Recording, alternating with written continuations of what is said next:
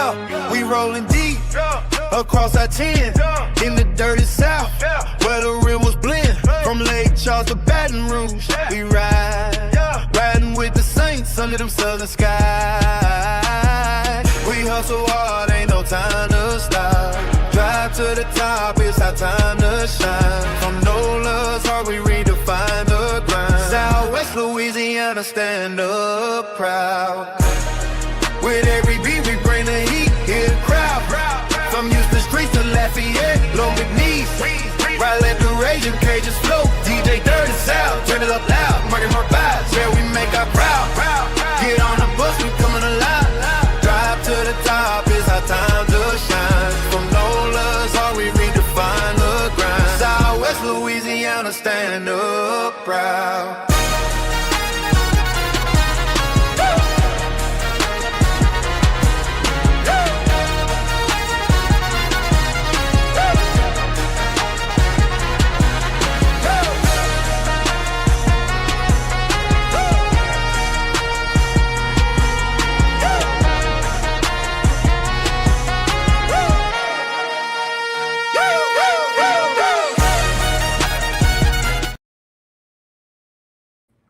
Well, hello again, everyone, and welcome back to another live edition of On The Go right here on Driving to the Top Productions and Dirty South Entertainment. I'm your host, Marky Mark himself, Dirty South. What's up, everybody, on this Thursday night, July 16th, 2026. Hope you guys are having a wonderful week. We got rid of the rain finally for now. It's been nice weather. Hope we can continue that way going into the weekend. We got a loaded show tonight with another football preview. Before we go any further, you know what to do. Hit the like button, hit the subscribe button. Follow me on X at DirtySouthENT_. Follow me on Facebook, Instagram. Subscribe to my YouTube channel, On The Go, of course. Drive to the Top. You can find them on Facebook, X, Instagram, all that good stuff. This show is presented by, of course, Rogue Energy, the official gaming drink of On The Go, and, of course, Driving to the Top Productions, and by POGGERS, the official vitamin supplement of On The Go. That's the promo code OTG to get 10% off, whether you go to rogueenergy.com, download the Apple native mobile device, or go to poggers.shop. I sent you, and we're going to save some money there. Well, I got a loaded show for y'all. I do have another preview we're going to do later in the show. It is July 16th. I'm going to preview the McNeese Cowboys midway through the show, but first I want to just get the H-Town stuff out of the way because we are officially now in the second half of the 2026 MLB season. The Astros will take the field tomorrow after a few days off with the All-Star break. But let's recap not just what happened recently. Let's recap the entire first half of the Astros season. So without any further ado, let's start this show off, mostly like always, in the 713. And let's go straight to some Astros talk. Let's go.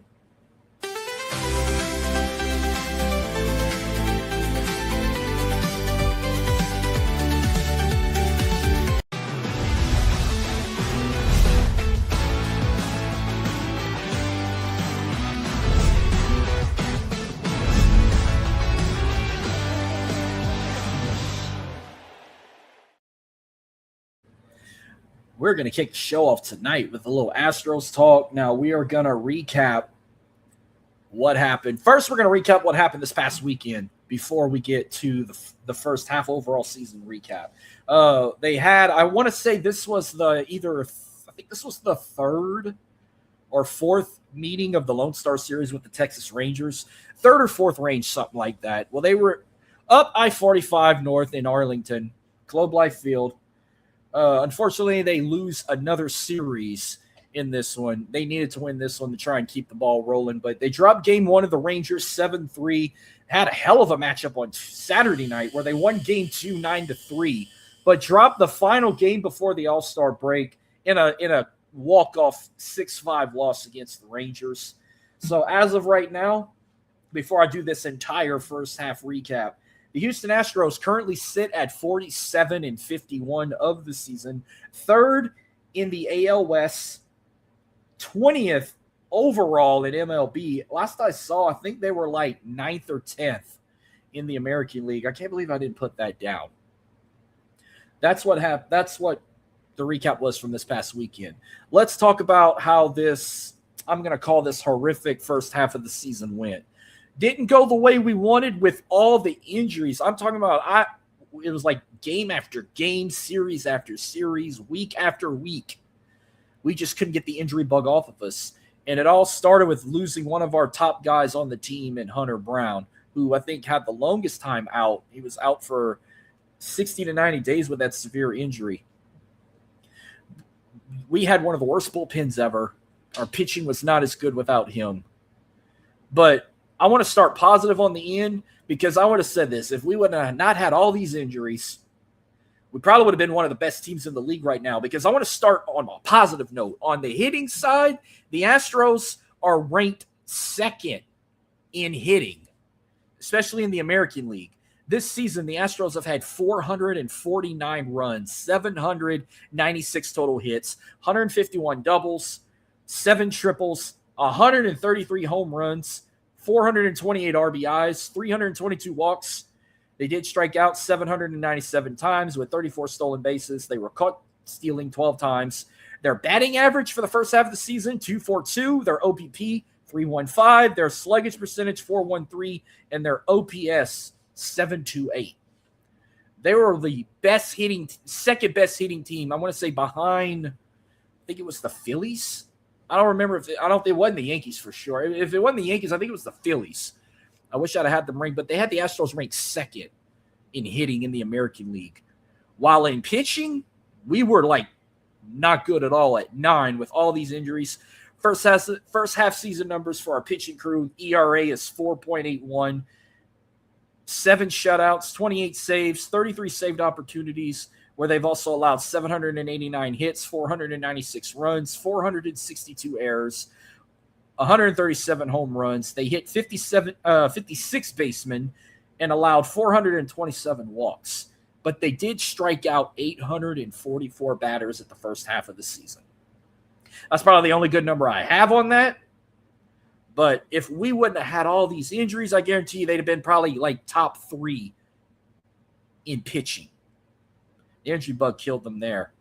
But I think what also helped the Astros keep on going, the lifesaver of this team all across the board, this man damn near led everything on the hitting side, is our guy Yordan Alvarez. Yordan is the heart and soul of the Astros hitting team. He's leading across the board in everything. His batting average, .318. He leads also with 31 home runs for the first half of the season, 70 RBIs, his OPP 426, and 111 total hits this season. Yordan is across the board in everything. While on the pitching hand, I mean, probably with Hunter Brown gone, maybe the only pitcher that kept everything going was Peter Lambert. He led 8 wins as a starting pitcher, 8 wins. But he also leads in strikeouts with 81. But give credits to other guys like Josh Hader and Brian King. Josh Hader led in saves this season with 10, and Brian King led in this season with holds with 12, despite all the chaos with the pitching crew. So that's like your updated numbers for the first half of the season for the Astros. I'm hoping by the start of the second half tomorrow, they can keep things going. I know this weekend they welcome in the Baltimore Orioles at Daikin Park. Haven't decided who the starting pitchers are going to be for Baltimore, but I can tell you the Astros got their lineup ready for this weekend. Tomorrow, Peter Lambert's going to be on the mound, 8-5 as a starter. His ERA is 3.14, and so far this season he's allowed 63 hits, 81 strikeouts, 33 walks, and 11 home runs. Spencer Arguetti will be on the mound Saturday. He's 7-5 as a starter with his ERA at 4.50.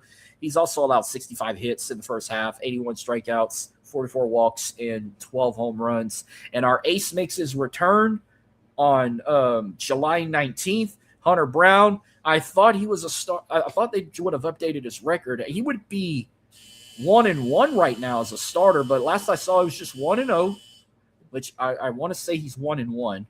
But either way, his ERA is 3.57. So far this season, 27 hits, 39 strikeouts, 22 walks, and 5 home runs. He's also allowed this season for his short run in the 2026 campaign. We'll see if he can make those numbers better. They haven't announced the upcoming lineup for their next series when they take on the Miami Marlins. So they're going to have back-to-back home series following the All-Star break. after playing Baltimore for the weekend. They're going to play a 3-game series Monday through Wednesday, July 20th through the 22nd against the Miami Marlins. They haven't announced the lineup yet. I was hoping maybe I would have known something by then, but nothing officially made yet. But I'll definitely let you know who took the mound and whatnot when we get to next week's show.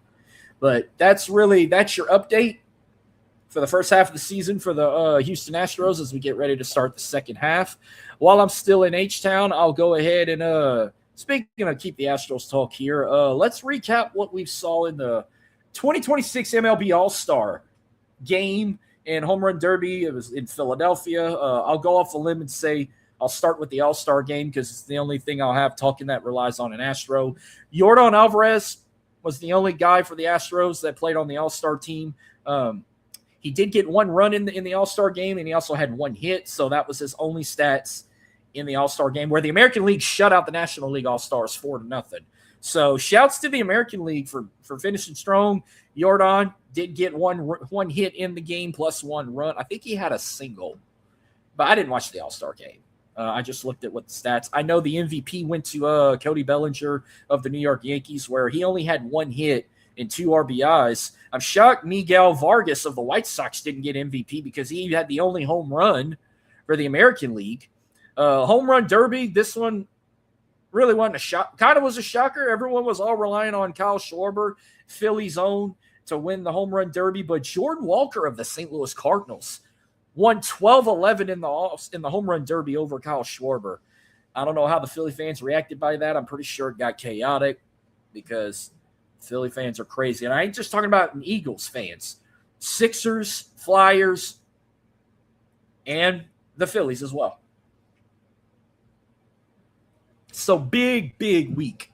Big week for the American League.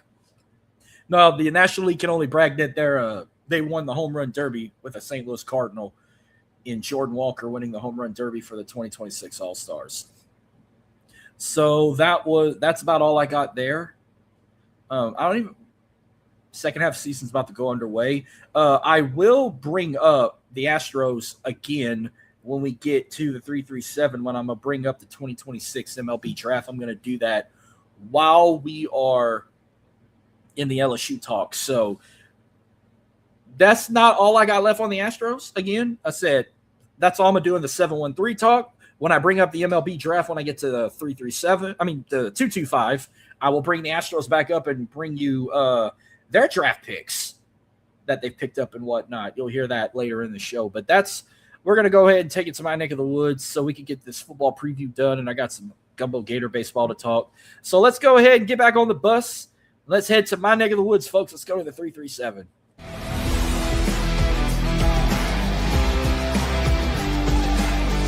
I love to have a good time. All right, now we're in the 337. Before I preview those pokes, let's do a quick rundown of the Gumbeaux Gators so far this season.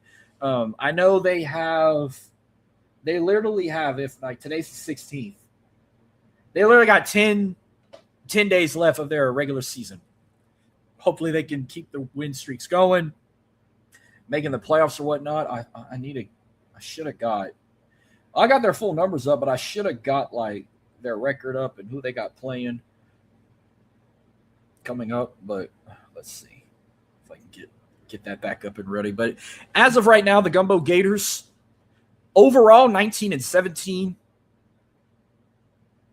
But in the second half of the season, they're 7-6.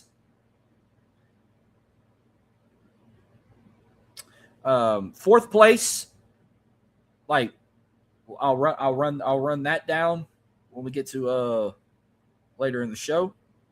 But not a bad record at home. I mean, I feel like they play a lot better at home than they do on the road. Their road record is not good at all.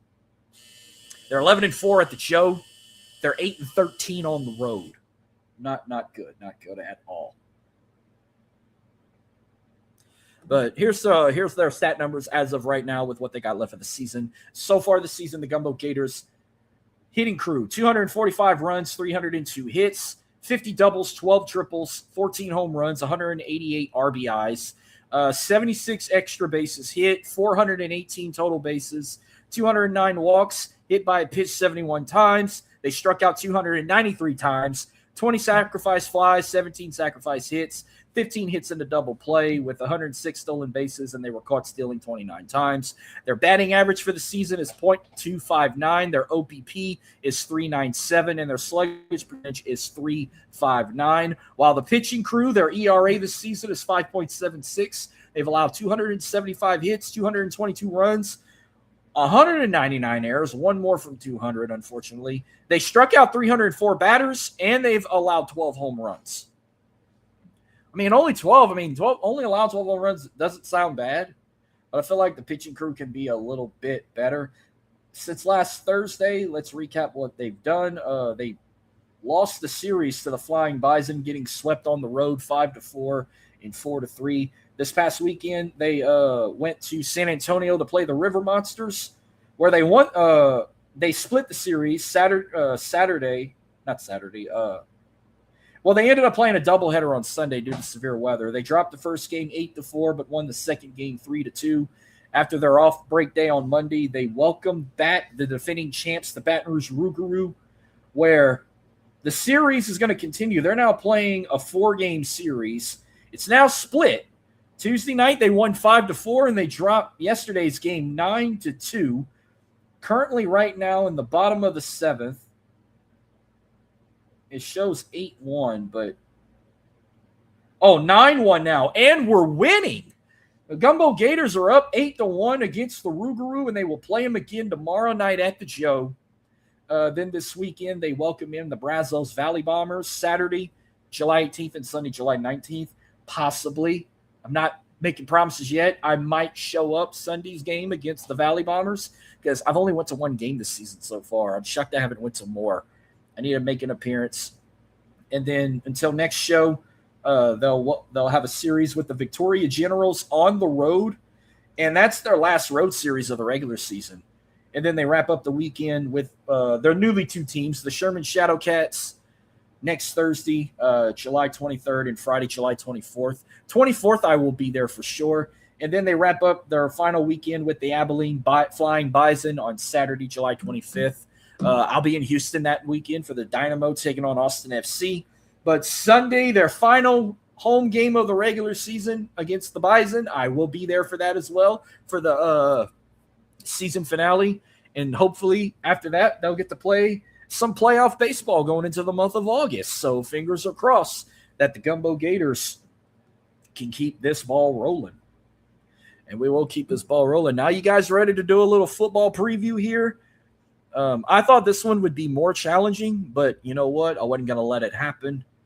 I made sure to be prepared for this because I didn't know what to get out of this one. You know, it's hard to get everything you need to get when you're talking about an FCS team, but now the tour continues. We're now in the state of Louisiana where the rest of this tour will wrap up, and now it's time to preview my preview of the 2026 McNeese Cowboys, McNeese State Cowboys, McNeese Cowboys, whatever you want to call them. Let's talk about what happened last season. Let's do like we do every time, bro. Let's go back to what happened last season.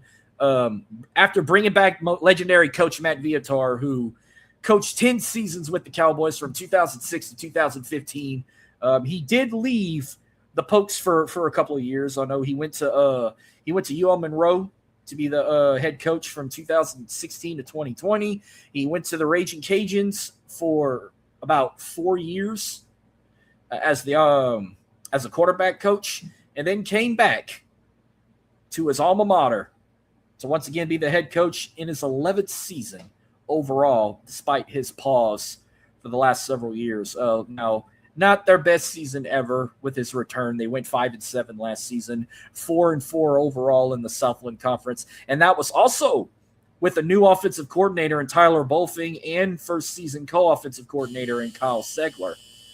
But going into the 2026 season, Matt, of course, all making their return. Also, you got defensive coordinator Tony Pecoraro coming in his 5th season as a defensive coordinator. Matt Viator's 12th season with his alma mater. Looking at some impact players, and I made sure I did my homework on this to make sure I didn't leave nobody out.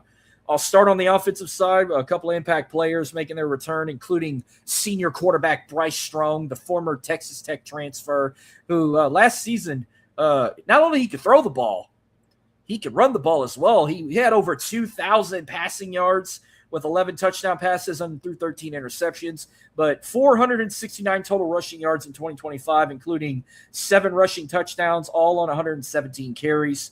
Another impact player I think we can look out for. I actually put 3 on here. Speaking of Lake Charles, I got to put a Lake Charles native in here. The former LCCP Trailblazer and former Miami Hurricane before transferring, Trevante Citizen, I think could be the most impactful player in the backfield. Last season, he had 503 total rushing yards on 85 carries with 4 rushing touchdowns. I think this coming season, I think he can get to over 1,000. I think he's going to get to the 1,000 mark. I can see him maybe with if I have a goal, I want to say at least 15 rushing touchdowns. Let's go for 1,000 rushing and 15 rushing touchdowns for Trevante Citizen. And also at wide receiver, I want to put as an impact player for this offense, Cameron Senegal. Last season, 252 total receiving yards on 23 catches with just 1 touchdown. Let's boost that number up. I think I can see him going near 800 receiving yards and maybe about 8 touchdowns, maybe close to 10. You want to shoot for 10? Let's see if we can get 10 receiving touchdowns going into the season. Defense, I'll put a couple of players, including cornerback Mason Edwards. I think he could be one of the most impactful players on defense. Last season, he had 31 total tackles with 15 assists and 46 total tackles, and he did have 1 interception. Also, I'll throw in there linebacker Landon Barrett, who I think is going to be the leader of this defense. 29 solo tackles, 42 assists, 71 total tackles, and 1 forced fumble last year in 2025. I think he'll be the heart and soul of the defense. Watch out for Landon Barrett and Mason Edwards. I think these could be your most impactful players for the McNeese Cowboys going into the 2026 season. All right, looking at the like always for fun, you got to look good. I mean, I think it was last season or 2 seasons ago, you're going to have your traditional look. You got your traditional helmet here. You're going to be seeing that a lot more often. Their usual look, that's their usual home look. Gold helmet, blue jerseys, gold pants. And on the road, same there. Gold helmet, white jersey, gold pants. I don't have an image, but maybe every so often on the road, you might see them wear gold helmet, white jersey, white pants.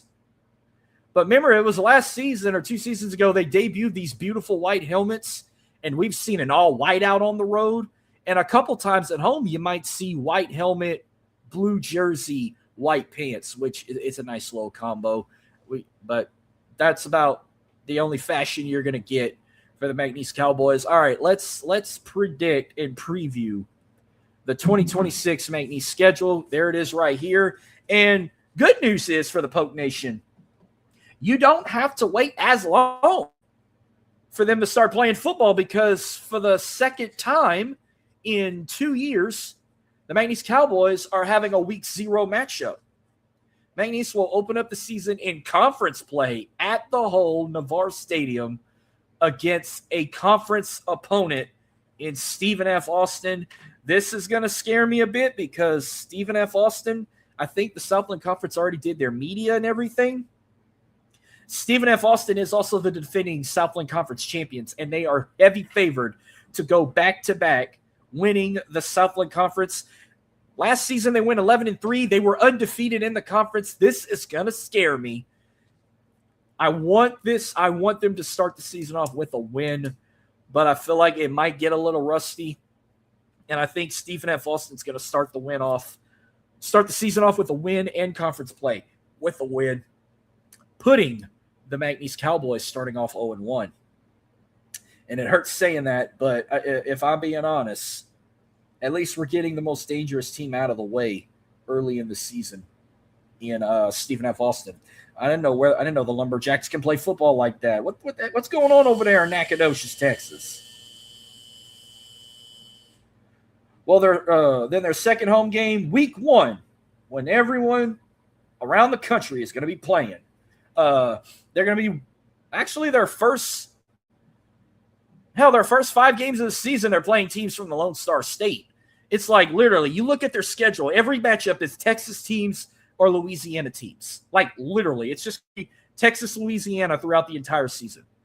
They ain't got to go play nobody in Florida, nobody in the West Coast, Pacific Northwest, the Midwest, the Northeast. No, they're going to keep it down south. And the farthest they're going to have to go is San Antonio, Texas, which is about 6-7 hours away from Lake Charles area. The furthest they got to go east is maybe 2 hours. Nope, 2.5 hours. A little further. I'm looking at it on the schedule. But, correction, looking at the schedule, the furthest trip they're going to have, they're going to the border. I'm looking at this now. So, your 3 farthest trips I'm looking at right here. But they're going to, week 1, when everyone's playing, they'll have, by the way, everything in gold is home. Blue is on the road. So, first 3 games of the season are at the Hole. They open up with Stephen F. Austin week 0. Week 1, they're playing Texas Wesleyan, the Rams from Fort Worth, Texas. Good news is this is like a division. It's a Division 3 school. Division 2 or Division 3 school. They're part of the NAIA. I know that. The good news is I'm going to have them defeating Texas Wesleyan, and this is going to put them at 1-1. But I want to see what their record was. Last season, Texas Wesleyan went 7-5 overall, 7-1 in their conference. Could be a little boost up, tune up game for them, but don't count this team out. I mean, I think it could be a wake up call for the Pokes, but I think you know what, they're going to start the win. They're going to give this a win. I'm giving them a win over Texas Wesleyan, and then a team they've played in week 0 a couple years back. They welcome in the Texans of Tarleton State out of Stephenville. I know they are now on the FCS level like McNeese. They used to be Division 2. They jumped into the FCS level just like them, but they're in a whole nother conference. I want to say they're in the Western Athletic Conference. I might digress, but this time they're in Lake Charles. I'm giving them a win in this one. McNeese beats the Texans of Tarleton State, and they will go 2-1 of the season. Now, their first road game of the season. First road game, they go all the way down south to the border. They go to Eatonburg to play the Vaqueros of UT Rio Grande Valley, a team who last year had their inaugural season with a football team. And let me tell you, in their first season, they did very well for their inaugural season. They went 9-3 last season, 5-3 in the conference. They were 4th. Not bad. They were short making the playoffs, but not bad for an inaugural season for a school that never had a football program. But this time, McNeese is going in their house. They got a very beautiful stadium they just built down there in Eatonburg. I know they got a good fan base and they can travel. I actually saw McNeese play Rio Grande Valley last season. They wrapped up the regular season with UT Rio Grande Valley, and they lost the game. They put an ass whooping on McNeese, and they got a good basketball team too. I was able to see them play in the basketball in the Southland Conference tournament. Hell of a game. I remember they beat them. I don't know if it was it was either a semifinal game or it was the championship.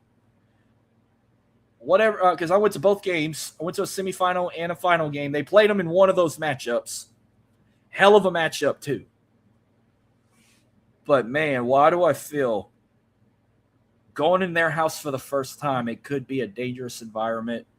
And I think they might drop this one, too. They're going to go 2-2 after that first week up there, and then they're going to be 0-2 in the conference. But then I think they'll get their big break, and they'll finally get a conference win when they head back at home on September 26th. So that's going to be week 4 when they welcome in the Lions of East Texas A&M. Still young and green. Last season they went 3-9 overall with a 3-5 conference record. I'll give McNeese a win for this one. I remember they went to Commerce, Texas last year, beat the holy hell out of them. I think they can get the win there. And then, what's this, week 5? Week 5. definitely a loss. But I love when they play each other, and I'm going to tell you a story real quick. Anytime McNeese plays LSU, it's like dream come reality, especially for those homegrown folks. I love going to this matchup. It's like a homecoming, basically. Because where I grew up, we're only about 30 miles away from Lake Charles. Everyone in this area, I guarantee you, not just in my hometown, but all the other towns in the parish or in Southwest Louisiana, I guarantee you 80% of that region, their kids go to McNeese after they graduate high school, or a lot of the alum that live in that area are McNeese alum. We love McNeese a lot down here because they're in like a whole nother college football level. They're not on that same level as LSU and the Raging Cajuns. They're not FBS Division I level. They're FCS level. They're like they're on their own little league. So while you're cheering for the big dogs, it's okay to cheer for the little brother. Unless if you want to bring up the McNeese UL rivalry especially from back in the day when the Raging Cajuns used to be in the Southland Conference, that's one thing. But LSU and McNeese, they never played each other a lot. But anytime they play each other, it's worth going to because you get to see some of your homegrown talent that there's a lot of people in the area, whether they went to the high school I graduated from or they went to a neighbor's school I know from.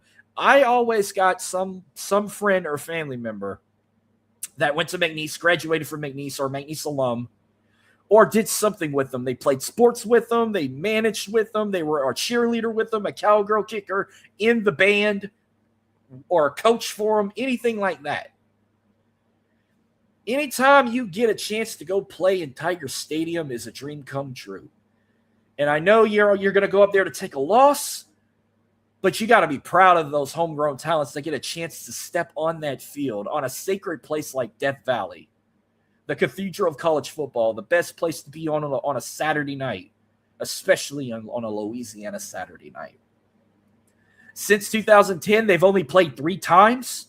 I went to all 3 games, including that rain delay in 2015. I'll never forget that. The last time they hosted McNeese, I think it was in 2021 or 2022. It's been about 4 or 5 years since they've welcomed McNeese back to Baton Rouge. And it's going to be in October. It won't be that early in the season. I will be there. I'm bringing some people with me. I'm considering wanting to do some vlogging while I'm attending football games or sporting events. Big question mark if I'm going to continue that or not, because if I get that vlog camera I won't be able to bring it into sporting events like this. I'd have to use the iPhone as a backup. But I'm looking forward for a 4th time in my life to see our neighborhood McNeese Cowboys gain their conferences up, collect their paycheck, and just take an easy loss against LSU. But I get to see homegrown talent play on that field, dance on that field, cheer on that field, play their instrument on that field, or coach on that field. Looking forward to going back, but it's going to be a loss, and I think that will put them at 3-3. But that's going to be their first of 3 consecutive road games because after the LSU game, they're on a bye week. So that's going to be week 6. Week 6, McNeese will be on the bye. Week 7, they head up to Natchitoches for an in-state rivalry with the Demons of Northwestern State. Northwestern State has kind of been the laughing stock, the short end of the stick of the Southland Conference. 1-11 last year, and that was their first win in 3 years. But still went winless in the conference. They went 0-8. This should be an easy win for them. I got them beating the Demons, adding a 4th win of the season. And then they go to San Antonio October 24th to play Incarnate Word. Last season, the Cardinals went 5-7 overall, 3-5 in the conference. I think they can win this one as well. So give me back-to-back wins, conference wins. And then I'm going to have to tally up their conference record after that. All right. And then, shockingly, McNeese will be the only team I cover on this show that's going to have a game on Halloween night. Tulane will play a Friday night game. LSU is going to be on a bye week. The Raging Cajuns are on a bye week. Houston Cougars are on a bye week. McNeese will be the only team playing on Halloween night, and they're welcoming in Nichols, who kind of went in on the stick. They used to be one of the better teams in the Southland Conference, but last season Nichols went 4-8 overall, 4-4 in the conference. I think they can bounce back and win this. I'm giving them a win. I'm giving them a win against the Colonels.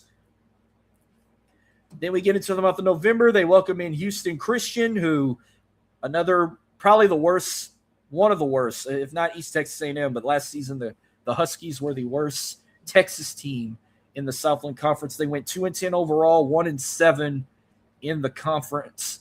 I think this will be another win for McNeese right here. So this will be win number 7 for the Pokes. Give me a win here. And then you closing out the last 2 games of the regular season. You got rivalry games. November 14th, they go to Southeastern, the runner-ups from last year's Southland Conference, 9-4 overall, 7-1 in the conference. I think they didn't make that. If they did make the playoffs, they had to travel. Strawberry Stadium in Hammond's a tough place to play. It's not the best-looking stadium and the biggest-looking one, but they got some Lion pride down there in Hammond. But I think McNeese will drop that one as well. That give them a 4th loss. And then they close out the regular season with a rivalry game. It's the Battle of the Border, Texas versus Louisiana, their arch rivals in the conference, the Lamar Cardinals. November 21st at Cowboys Stadium. I've never seen this rivalry in football. I've seen it in basketball. I've seen it in baseball. I've always wanted to see this rivalry game. Now's my chance to go because it's in Lake Charles. But usually LSU got a big marquee matchup at the same time. And they do have a road game at Tennessee. So this could be, if I want to see this rivalry, this is my chance to go. But can they win this game? I'm going to possibly say they can. So I'm going to give them a win. Because last season Lamar went 8-5, 5-3. Did they win? They did win the game last year. They won it at the last second, and that's when they had that little brawl at the end. So give me the Pokes to win this one. So that's going to put, I have the McNeese Cowboys overall record 8-4. They might be short getting in the playoffs, or if they do get in the playoffs, they'll possibly have to travel. But that would put their conference record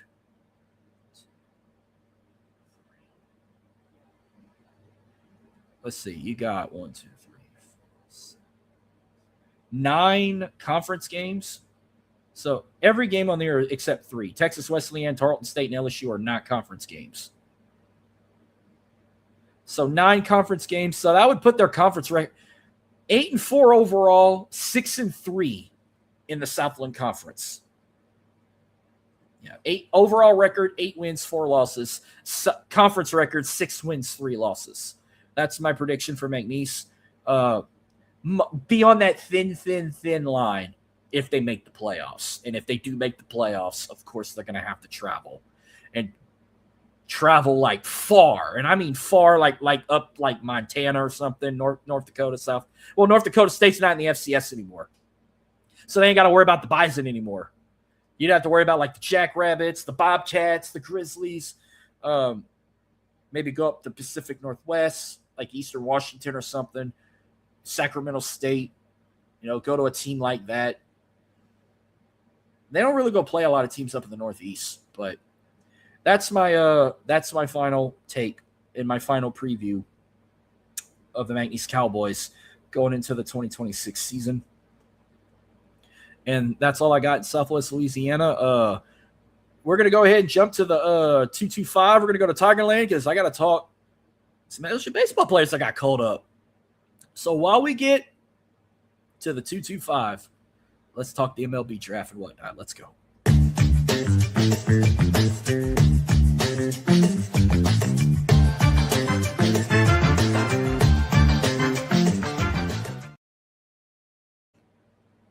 Yeah, we still on the bus, but we're in the 225 because I want to talk and recap the 2026 MLB Draft. And I'm going to start, now we're in the 225, I'm going to start with LSU baseball.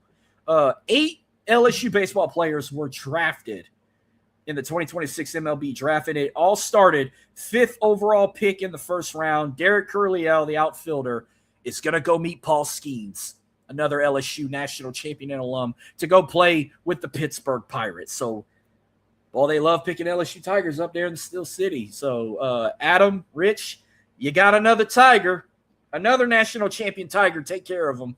Also, another big name, Jake Brown, outfielder, got called to the Seattle Mariners, 65th overall pick in the second round.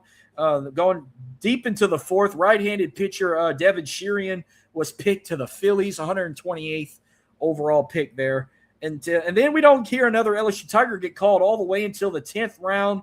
Grant Fontenot, right-handed pitcher, going to the Kansas City Royals, 299th pick over there. Then in the 12th round, 372nd pick, Santiago Garcia, left-handed pitcher, goes to the Toronto Blue Jays. Then in the 13th round, 385th pick, Connor Binge, right-handed pitcher, goes to the Miami Marlins. Then we go into the 16th round, 480th pick, Lake Charles's own Gavin Guidry, the former Bar Buccaneer and former LSU Tiger, goes to the New York Mets. So another Southwest Louisiana homegrown guy. First guy to get drafted out of LSU from Southwest Louisiana since Ethan Fry, the former Rose Pine Eagle and national champion who went to the Houston Astros. Now Gavin Guidry, former Bar Buccaneer, former state champion, former national champion, going up to Queens to play with the New York Mets. And then we wrap up the final LSU Tiger getting drafted. 19th round, 573rd overall pick, Zach Cohen, right-handed pitcher, goes to the Cleveland Guardians. So congrats to all 8 of those. You know, just like in the NFL, when it comes to a draft, LSU dominates. NFL LSU or MLB LSU Tigers, these are the two best drafts to see an LSU Tiger go. But we'll keep the draft talk. On the other hand, I'm gonna go back to the H-Town talk. Let's talk about some guys that got called up to the Houston Astros. Unfortunately, no LSU Tiger was called up to the Astros, but the Astros did get some big names and a couple of names I haven't seen. Like, I guess they didn't post online or didn't update, but Astros did get a pick in the first round. With the 17th pick, they picked outfielder Logan Hughes out of Texas Tech. I like the pick. We need another outfielder. Then in the 44th pick, they pick right-handed pitcher Jack Riddell out of Notre Dame, another one I like here. I don't know much about him, but I know we need some more pitchers, especially with what happened in the first half of the season. So we got a pitcher from Notre Dame. Jack Riddell is with the Astros. In the second round, the 51st pick, they get left-handed pitcher Wes Mendez out of Florida State. So that's the second Seminole they've drafted in the last 2 drafts, including Cam Smith. So maybe they played together or not. If they are, then they're back together as teammates. In the third round, they get a high school player here. 119th pick, the Astros get Keon Johnson, shortstop from First Presbyterian High School out of Georgia. They got a high school kid I know nothing about. Fourth round, they had 2 picks. The 121st pick, they picked shortstop Cam Durnan out of Missouri. And in the 133rd pick, they get infielder Bo Peterson from Mill Valley High School in Kansas. So that's the second high school player they got. Fifth round, 153rd pick, they get right-handed pitcher Gavin Eddy out of Cal and right-handed pitcher Michael Adari out of Illinois State in the 182nd pick in the 6th round. And they wrap up their draft picks with the 211th pick in the 7th round. They get right-handed pitcher Brian Carney from Olivet. I don't even know if that's a college, a minor league team. I don't know. But they ended up getting 9 players drafted to the Astros. So congrats to the Houston Astros as well, doing well in the 2026 MLB Draft. But that's all I got there. The only thing I got New Orleans Saints related, Alvin Kamara re-signed 1 more season. So, bruh, I shared this tweet the other day because there was one player I didn't want to leave out, but that offense the Saints is going to have going into the 2026 season. You're going to have Tyler Shuck, Travis Etienne, Travis Etienne, Alvin Kamara, Chris Olave, Jordan Tyson, Devon Vale, Shawan Johnson, and Noah Fant on that offense, including the offensive line, which I called this. I said this could be the starting lineup. Kelvin Banks at left tackle, David Edwards at guard, Eric McCoy at center, Cesar Ruiz at right guard, and Taliesin Falaga at right tackle. I called that, and I got it. But, yeah, him and Travis Etienne and Alvin Kamara in the backfield together. Plus, you got Chris Olave, Jordan Tyson, and Devon Vale. That offense is going to be stacked. But I'm going to do the Saints talk when we get to the month of August. Just a couple more topics left to go. FIFA, we're down to the finals. Well, we got the third place game is there. We're down to the final four, technically, even though we already had the semifinals wrapped up. It's going to be Spain versus Argentina in the finals on Sunday. So let's go back. I think it was Tuesday. France beat Spain 2-0 to move on to the finals. And Argentina beat England 2-1 to move on to the finals. So France and England will play in the third place game on Saturday, July 18th at 4 p.m. in Miami for bronze. And Sunday, July 19th at MetLife. Will Argentina go back-to-back? Will Messi end his run at FIFA as a back-to-back FIFA World Cup champion? I think it will. First off, France and England playing for third place. Going to be a hell of a matchup. I want to pick France, but why do I feel Harry Kane and England could win bronze? That's going to be a hell of a battle to watch. I'm going to go with France, but something tells me England's going to win. Argentina's winning it all. Messi's ending it strong and to prove he is the GOAT, which he always been the GOAT. So that's my prediction there. Argentina goes back-to-back in FIFA. And then, oh, man, I want to wrap this up with a recap. If you guys checked out the watch-along, thank you for everyone tuning in. UFC 329, that happened in Vegas this past Saturday. I don't know what to say. I mean, I don't know what to say about the main event, but we're going to recap the prelims and early prelims. I'm going to just go ahead and get this clip out of the way. If one of y'all says some silly-ass name, this whole class is going to feel my wrath. So on the early prelims, in the flyweight, Alessandro Costa defeated Cody Durden by submission in the second round with a rear naked choke. In the middleweight, Ryan Gandra defeated Zachary Reese by TKO in the first round with punches. Bantamweight, Farid Basharat defeated John Garza by a unanimous decision. In the middleweight, Damian Pinnis defeated Cesar Almeida by knockout in the first round with a punch. And in the women's flyweight, Wayne Kong defeated Tracy Cortez by unanimous decision. In the prelims, featherweight, Luke Riley defeated Kyle Kamaka III by TKO in the first round with knees and punches. And the bantamweight, Adrian Yanez defeated Cody Garbrandt by TKO in the first round. I did check that out. Heavyweight, Gable Stevenson, his UFC debut, he defeated Elijah Ellison by knockout in the first round with knees and punches.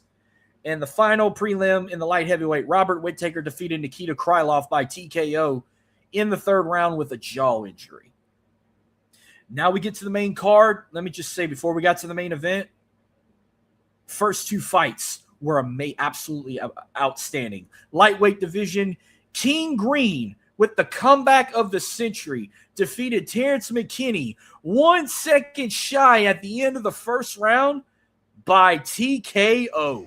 Hey, young man, you got knocked the fuck out. And he sure did. But it gets better. Second fight in the flyweight, Brandon Royval defeated Lanier Cavana by submission in the third round with a rear naked choke. That was the fight of the whole damn main card. Best fight on the main card. Bantamweight, Mario Batista defeated Corey Sandhagen by unanimous decision. This fight was kind of mid. The co-main event in the lightweight, Paddy the Baddy Pimblett defeated Benoit St. Denis by technical submission in the first round with a Pervian necktie. Patty's my new favorite.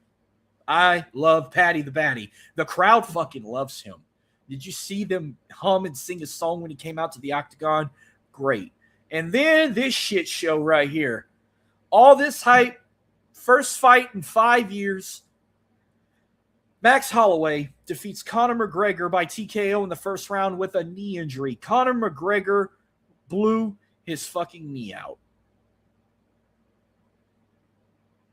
I don't want to be disrespectful, but after what I saw, I think it's time for Conor McGregor to hang up the gloves. I don't think he's going to physically come back from this. He had everyone talking shit. Everyone was bashing him on the internet with the memes and whatnot. They cannot catch him a break. All that hype to blow your knee out and still collect $30 million paycheck. But he says he's going to make a return. I don't know. The last 3 times I saw McGregor fight, he lost. I'll never forget when he got knocked out by our boy Dustin Poirier. The only time I ever picked against Conor McGregor. But Miocic knocked him out. I picked him in there. He loses this fight, blowing his knee out. And I picked him. I don't know. But I can guarantee you this. The last 2 times I hosted a watch-along, they have been very successful. Over 1,000 views for UFC Freedom 250. I haven't got the final tally numbers for this last one we just did.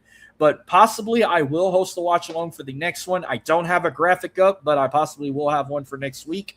As of right now, I am planning on hosting a watch-along for UFC 330, which is going to be Makhachev versus Machado Gary.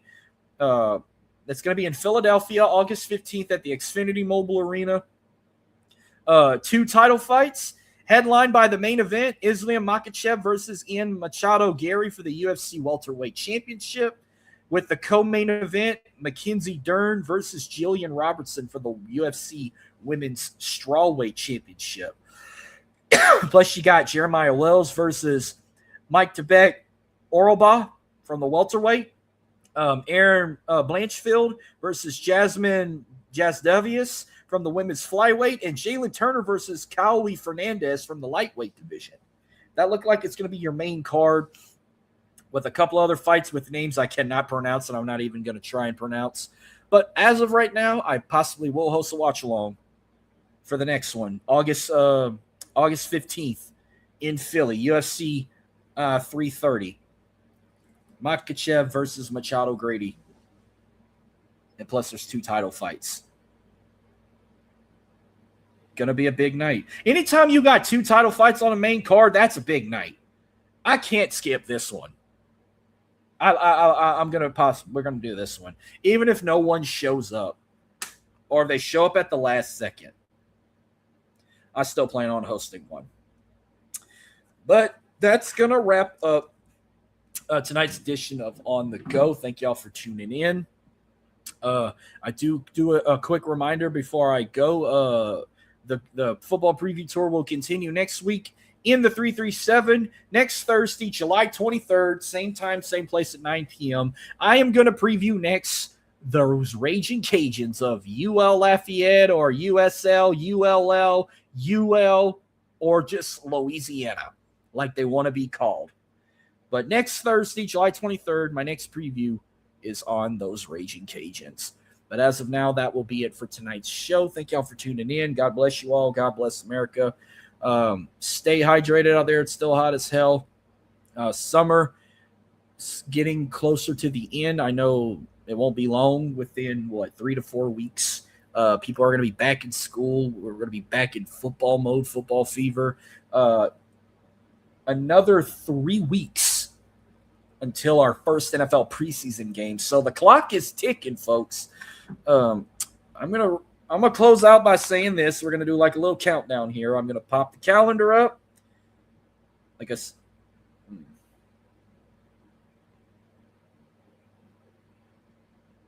Hang on. Here we go. All right. 1, 2, 3 weeks until the Hall of Fame game in Canton, Ohio. 4 weeks until the first week of NFL preseason. 5 weeks until high school football scrimmages are underway. 6 weeks until Jamboree week for high school and week 0 of college football. 7 weeks until week 1 of high school football in Louisiana and college football all across the country. And 8 weeks until NFL kickoff. So we are now in the single digits. I know you guys are happy. I am sure happy. Football is right around the corner. 1-2 boogie, Shorty George. Give me 1-2 boogie and Shorty George. Shorty George. And we're going to keep counting down week after week. I know everyone's ready for football like I am. Especially on the high school side, new coach. Very confident we're going to have a great, successful season. College football, we got Lane Kiffin, the bad guy at LSU. Let's see if he can bring LSU to the playoffs in his first season. And the Saints, Kellen Moore doing Saints stuff his second season. We get the hottest running back in free agency, Travis Etienne, homegrown talent, come and play with the Saints, and we're going to see how good the Saints can do. I'm ready. Plus, I'm also ready to watch Houston Cougars, McNeese Cowboys, Raging Cajuns. Hell, even Tulane on the side. But that's all I got. Thank y'all for tuning in. God bless y'all. Peace, love, I'm out. Y'all have a good night.